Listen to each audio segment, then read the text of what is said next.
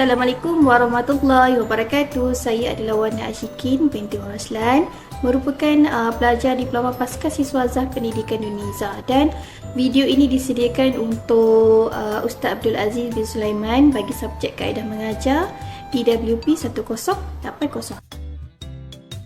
Okey, dalam video ini saya akan menerangkan satu aktiviti pembelajaran abad ke-21 iaitu PAK 21. Okey, seperti yang kita tahu, PAK 21 ini adalah satu aktiviti yang berpusatkan murid dan adanya elemen-elemen penting yang boleh memberi impak positif kepada pelajar. Contoh elemen-elemen yang diterapkan seperti komunikasi, kemahiran berfikir aras tinggi, kreativiti, dan adanya aplikasi nilai murni dan etika. Seperti contoh, adanya kerjasama. Okey, saya akan menerangkan mengenai apa itu Stir the Class.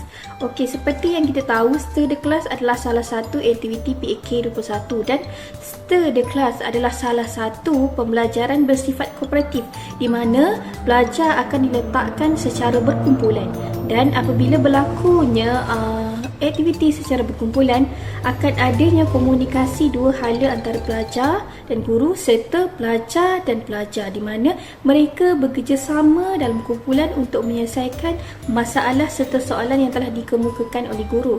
Dan di dalam aktiviti berkumpulan juga mereka perlu berkongsi idea serta pendapat mengenai apa yang mereka faham mengenai soalan yang telah dikemukakan oleh guru tersebut. Cara pelaksanaan Stir the Class.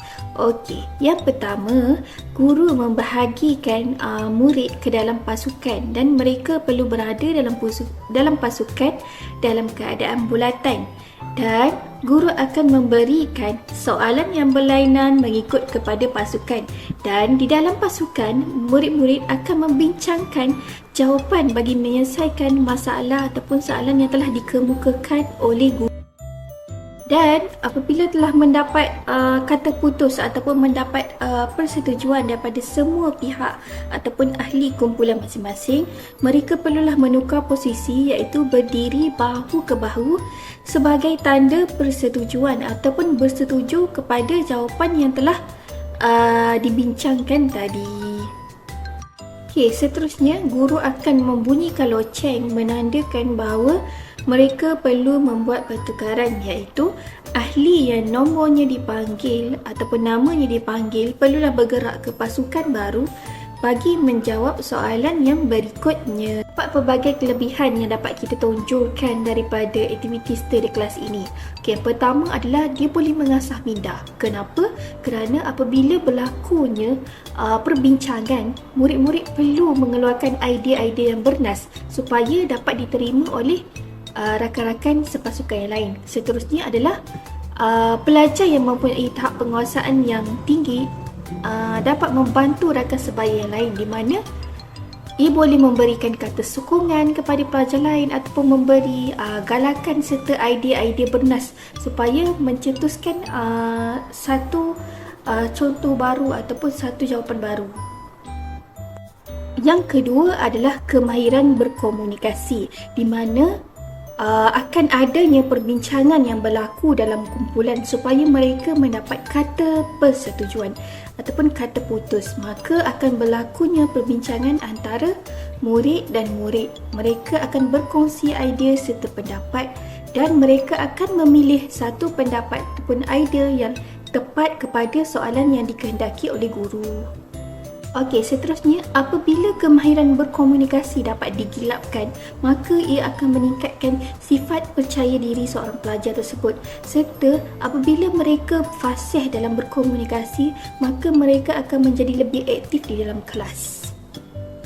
Kelebihan aktiviti Stir the Class yang ketiga adalah adanya nilai kerjasama, di mana pelajar saling bertukar pendapat dan idea serta mereka menghormati pendapat rakan-rakan sebaya yang lain, dan pada akhirnya pelajar lemah akan dibantu oleh rakan sebayanya yang lain, iaitu pelajar yang mempunyai tahap penguasaan yang tinggi ataupun sederhana. Namun, terdapat sedikit kelemahan pada aktiviti stir the class ini.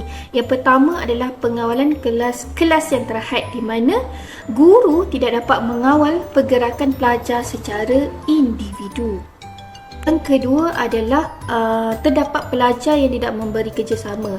Apabila guru tidak dapat mengawal kelas dengan baik, maka akan ada pelajar yang tidak dapat memberikan kerjasama. Sebagai contoh, tidak fokus di dalam kelas ataupun melakukan kerja lain. Jadi ia akan menimbulkan ketidakpuasan hati rakan sebaya, menyebabkan kumpulan tersebut menjadi tegang dan pasif.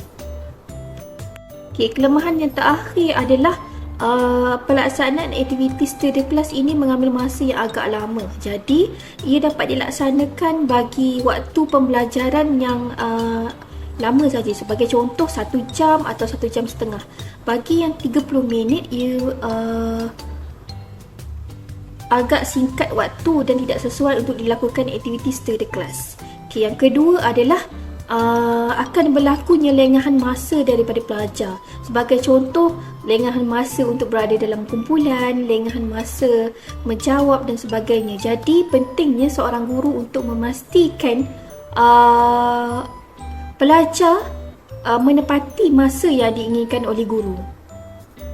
Kesimpulannya, guru haruslah sentiasa kreatif dalam memikirkan apakah aktiviti-aktiviti yang bersesuaian dengan topik yang ingin dipelajari serta memikirkan cara yang terbaik serta kaedah yang terbaik dalam menjalankan proses PDPC agar objektif yang dikehendaki tercapai. Itu saja video saya untuk kali ini. Terima kasih. Jumpa lagi. Assalamualaikum.